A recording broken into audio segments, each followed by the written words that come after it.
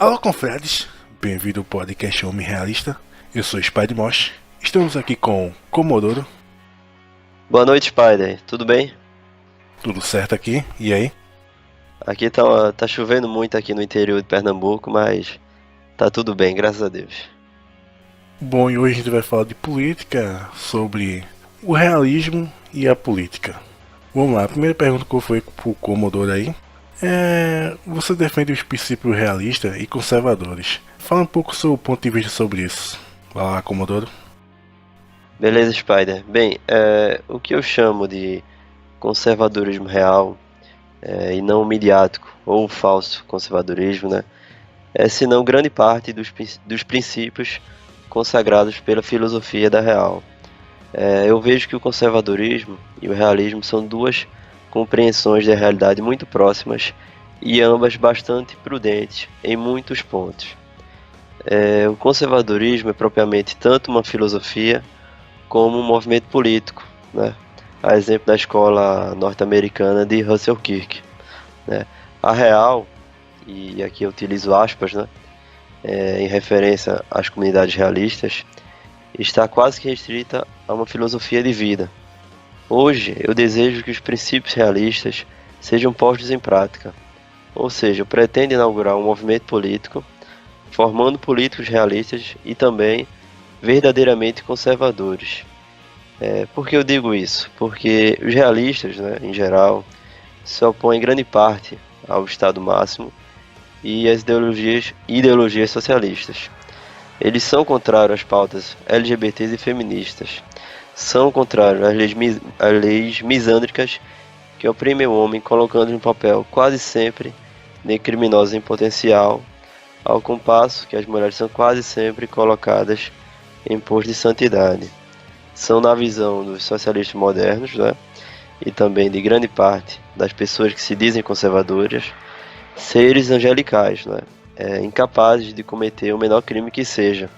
Bem, é lamentável que políticos que se dizem conservadores sejam justamente os mesmos que promovem muitas pautas que favorecem exclusivamente as mulheres, né, criando delegacias próprias para o sexo feminino, como fez o ex-presidente Michel Temer, né, quando ele era, se não me engano, prefeito de São Paulo, né, criminalizando o homem de antemão com leis absurdas também, como a Lei Maria da Penha, que fere princípios constitucionais como a presunção de inocência, uma vez que coloca o homem como único causador da violência doméstica, expulsando-o de casa com medidas ditas protetivas com a mera palavra da mulher, né, levando-os à prisão, mesmo quando há ausência de provas ou de provável dano. Então, eu vejo, e encerrando a pergunta, que o realismo e o conservadorismo têm muito em comum. Beleza. Então vou pro próximo aqui. Então, qual espaço que você defende aí do masculinismo? Bem, apesar de ser candidato a deputado estadual, eu vou me exprimir em relação às leis federais, né? Uma vez que grande parte dos ouvintes deste podcast são de pessoas certamente não pernambucanas.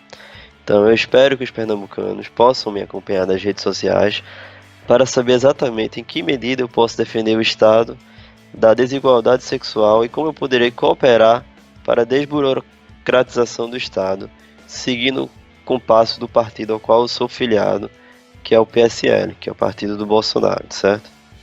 Bem, a extinção da Lei Maria da Penha é uma destas minhas bandeiras. Quando eu digo que eu sou contrário à Lei Maria da Penha, não significa que eu sou a favor da violência doméstica contra as mulheres, né? Isso é um absurdo. É uma tática canalha utilizada pela esquerda.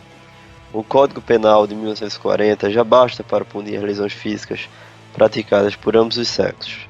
Se os socialistas pregassem realmente a igualdade, certamente também seriam contrários à Lei Maria da Penha. Como me antecipei no ponto anterior, ao se estudar a lei e a prática nos tribunais, se verifica a inversão da presunção da inocência e a criminalização automática dos homens, e também a extinção do tipo penal do feminicídio. É dizer que a lei que inaugurou o feminicídio, dizer que a vida da mulher vale mais do que a do homem, quando ambos os sexos são iguais perante a Constituição e perante Deus. É, muito bonito aí e tudo mais, mas como defender essas pautas nesse mundo feminista? Como poderá se lançar como opção contra essas leis aí que favorecem sempre as mulheres? Fale sobre isso. Ah, pois é, boa pergunta. É algo que demandará muito tempo, né, e muita dedicação. Primeiro, que certamente nós já temos, é uma base sólida, porém, certos termos pequena, né, de homens que sabem que o Estado é antimasculinista e dedicado a proteger somente o sexo feminino. Isto, é claro, né, demanda estudo e tempo. A segunda, né, é lançar candidatos novos e com mentalidades realistas, como a minha, e tentar ver uma forma de esclarecer aos homens que estamos, na verdade, sendo oprimidos, mas, claro, sem cair no risco do vitimismo. Né? É ver a realidade e tentar modificá-la, e não buscar o Estado para usar contra as mulheres, como os políticos que aí estão fazem contra o próprio sexo masculino. E eles próprios, com anseios eleitorais, não verificam que as leis que eles criam são as mesmas que os prejudicam nos tribunais. Um exemplo muito claro disso são os valores arbitrários das pensões, que são ganhos às mulheres e que muitas vezes são completamente absurdas, explorando definitivamente o homem. Ok, então vamos pro próximo aqui, que é... Hoje vivemos num mundo anti-homem, todo mundo sabe disso. Então o que fazer para reverter isso? Fala aí, Comodoro. Bem, na minha opinião, né, participar da política, né, ativa como um movimento sólido, né, com muitos partidos conservadores por aí afora, principalmente no estrangeiro, né, que é o caso dos Estados Unidos.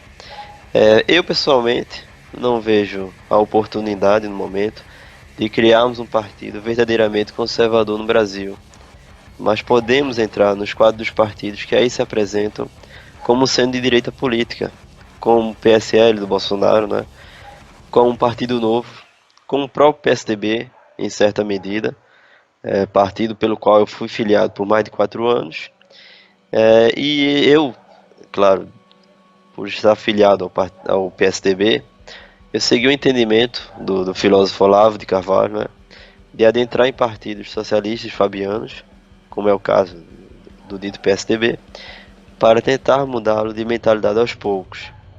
É claro que conservadores verdadeiros não conseguiram essa proeza de modificar a mentalidade reinante no partido, ainda mais de quem é novato, né, de quem é ingressante na política. É isso aí, então vamos para a próxima pergunta aqui. O que tu acha sobre a diferença salarial entre homens e mulheres? Hoje em dia aí, as mulheres estão nervosas, ganham menos. O que tu acha disso aí? Pois é, esse é certamente um tema muito polêmico, inclusive sempre vira notícia, né? Mas eu sempre fui muito desconfiado deste ponto, porque a não ser que me apresentem dados concretos sobre a diferença salarial entre homens e mulheres, eu não acredito muito nesta concepção, não. Eu nunca vi um caso real de homens recebendo mais que mulheres na mesma função, pelo menos nas profissões médias no Brasil. E na verdade, é muito frequente que mulheres recebam mais que homens em certos setores, como na moda e na arte, né? Eu acho que há muitas inverdades propagandeadas pela esquerda neste quesito. Então vamos pro próximo aqui. Tá ocorrendo algumas notícias aí sobre a ministra do Bolsonaro. O que tu acha sobre papel de gênero, esses papéis sociais? Fala aí. Bem, a ideologia de gênero, né, ganhou esta conotação de ideologia porque ela contraria exatamente a ciência e a biologia humana, né? Existem dois sexos definidos pelos cromossomos XX e XY. Qualquer um que diga o contrário e que defenda a ideologia de gênero o faz não porque promove ou defenda os homossexuais em si, mas porque querem ver a instituição familiar destituída de seu papel de conservação social, né? Os marxistas e os socialistas defendem a ideologia de gênero porque seguem a tese de Engels e Karl Marx de que a família perpetua o poder financeiro, né?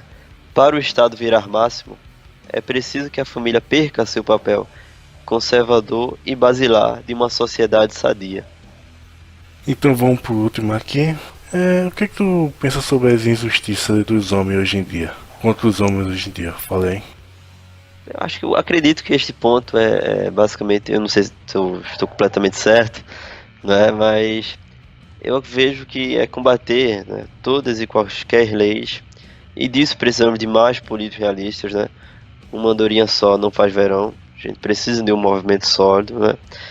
E combater aquelas leis que incentivam a degradação familiar e o papel de autoridade natural do homem na família, né? O combate à inversão da presunção da inocência em relação aos homens, como no caso da Lei Maria da Penha, também das cotas em razão do sexo ou de gênero, como se as mulheres fossem por si só mais incapazes do que os homens, o que é um completo absurdo, né? O que a esquerda também parece não perceber, ou certamente o faz de propósito, que é mais sexista do que a direita. E também o realismo, né? Que em contrário, defende a igualdade entre os sexos, e não privilégios. Então é isso aí. Se você é realista, gosta de política, entre para um partido político e mude a porra toda como Bolsonaro. Então é isso aí. Obrigado por ter escutado aí. Dá aquele like, se gostar para dar uma força e até breve. I close my eyes and I see what's coming.